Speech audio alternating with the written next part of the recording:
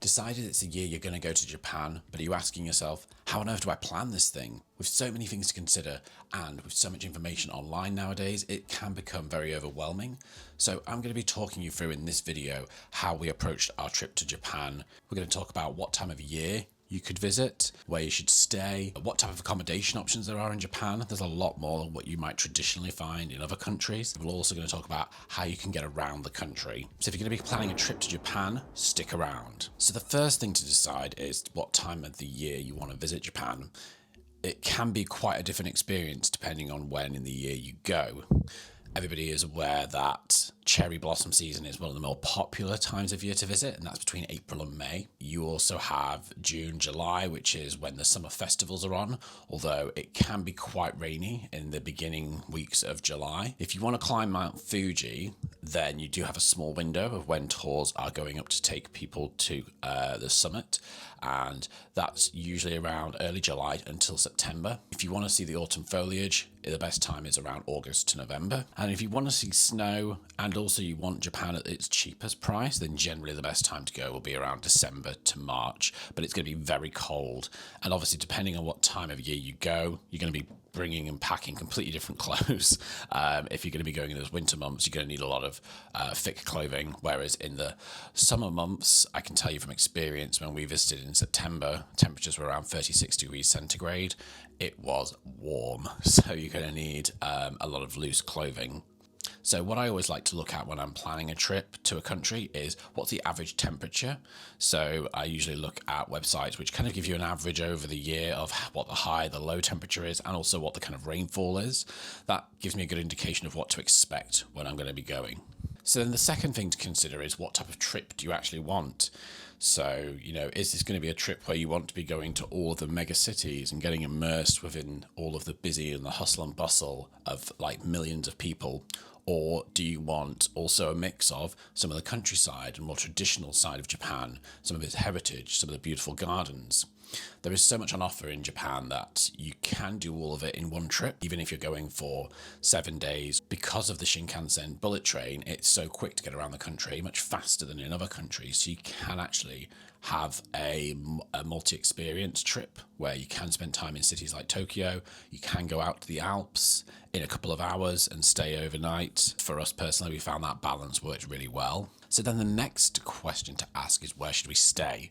Now, when we were planning our trip, we definitely knew we wanted to go to Tokyo because it's the capital, and that's also where we were planning on flying into. Then Kyoto, because this is the old capital of Japan, which has a lot of the history and culture. Then Osaka, because it is the nightlife capital and street food capital as well, so we wanted to check out the vibes there. Kawaguchi is also a good recommendation if you want to go hiking. There's lots of different hikes available for all abilities, so you can get some amazing views. There's also Hiroshima. This was the site of the atomic bomb that was dropped, and the city has rebuilt now, but there is a memorial, and I would definitely recommend going to explore and learn more about what happened. There's also Yakushima, which is best for forest bathing. It's also a small island on the south of Japan, and it looks something like the Lord of the Rings when you look at some of the pictures. It's crazy. Kanazawa is also a good place to go. This will give you a little bit of city vibes, but also with some tradition. It hosts one of Japan's three most beautiful gardens. Also Takayama, which is an Edo village in the Alps, and you can step back to see what traditional life would have been like in Japan. There's even a folk village, and there's morning markets in the village. You can stay in traditional Japanese inns in that village as well. Koyasan is another option up in the mountains just near Osaka, and that's the home of Shinto Buddhism, and you can stay in Buddhist accommodations in this village and in others around the country and experience morning prayers. Naoshima is an island that's known for its architecture, and artists have contributed to help complement the island's natural beauty. It's further north of Tokyo, and it's something we didn't actually get to explore on our trip, but it's definitely on my list for the next time around because I've heard amazing things about it. Okinawa and the Southwest Islands. So this is the semi-tropical part of Japan, and it's in the southmost islands. It's where people say the most beautiful beaches are, and there was also a period where these islands were actually separated from Japan as a whole, so there's a bit of a shift in culture that you'll be able to identify as well. Again, we haven't been here on our trip, but it will definitely be on the list the next time we go. go. So kind of once you know then a rough idea of your itinerary, the best thing to do then is start to have a look at flight. Japan is an in-demand country, and the tale everyone will tell you is Japan is quite expensive. If you want to know exactly how much we paid for our trip, then watch my Japan itinerary video here. I break down all the costs, including the flights, the accommodation, our food, shopping, the whole lot. And it was a lot cheaper than I thought it was going to be based on what people were telling me. If you want to get the cheapest price on flights, then the way I recommend doing that is if you put the flights that you're wanting and you've got the rough dates into Google Flights, then you can set up an alert on there and Google will email you if it sees a price fluctuation, whether that's an increase or a decrease around the dates that you've set. So that way you can then know to have your credit card ready and jump in and make the booking for the flight if you can see there's a drop in price, or if you see a consistent increase in price over time, that usually indicates that the availability is getting less and less, and if you don't jump now, it's probably going to become more expensive. You know you've got maybe 5, 6, 8 destinations you want to go to on your trip in Japan. How are you going to get around? Now, the default answer for most people is going to be the Shinkansen, just because it's so fast, or the bullet train. I would recommend going on the JR Pass website. They have a great tool that you can use to put in all the destinations that you'd like to visit, and then it gives you an indication of what the cost of your JR Pass is versus what you would have to pay for those individual trains, and it will tell you if you're going to make a saving or not.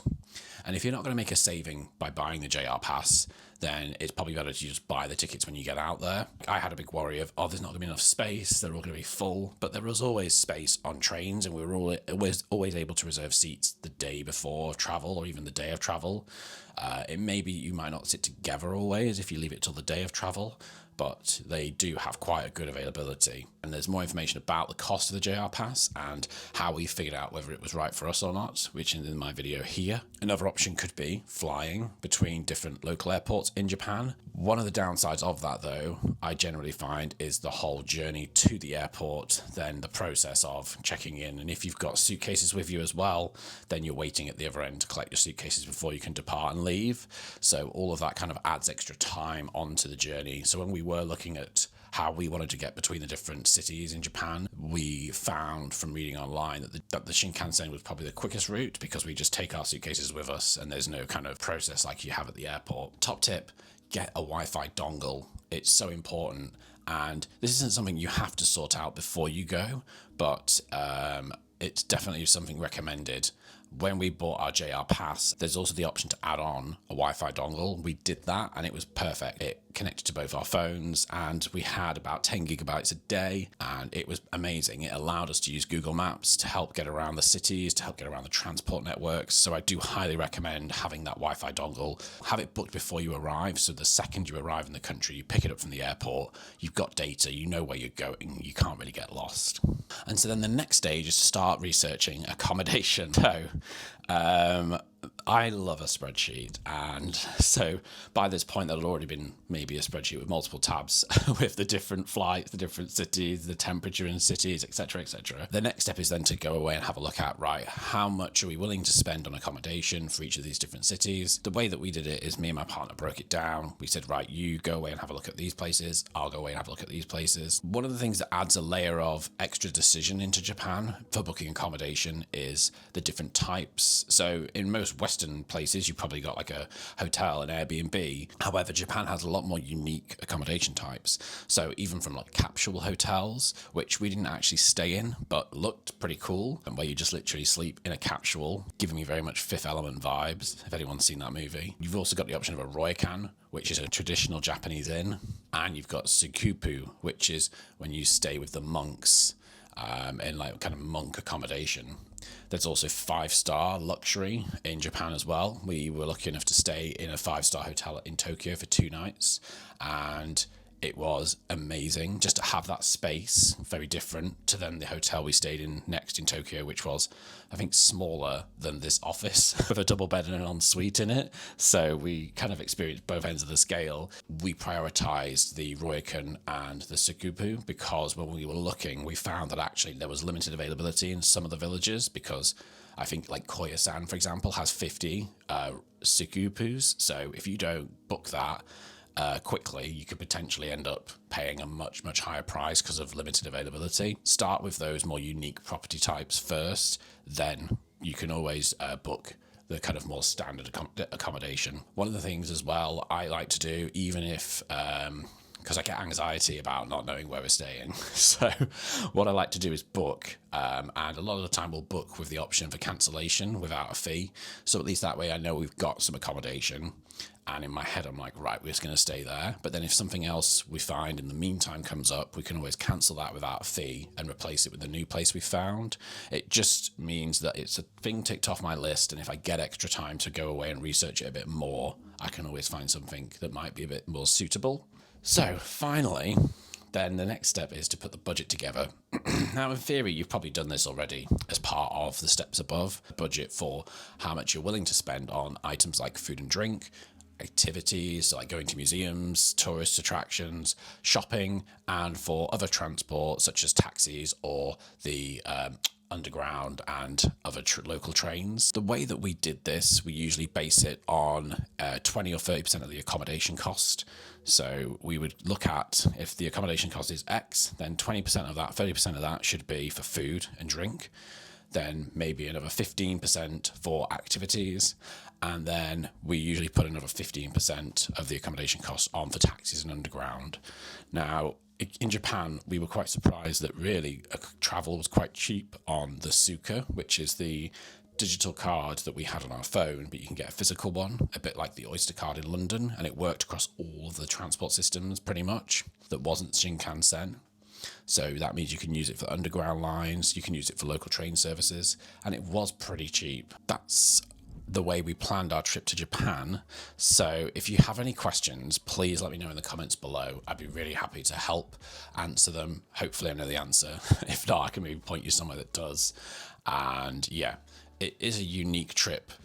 You can plan it on your own. You don't need to go to a travel agent. Because the transport is so good in Japan, you can really get around very quickly. If you have a planning process you use for travel that's different to this, or there's anything missing, then let me know, because I'd love to know. I've just figured this out myself after doing many holidays and reading online. I'd love to know how you guys plan your holidays and all the steps you go through. As always, there'll be another travel video next Monday.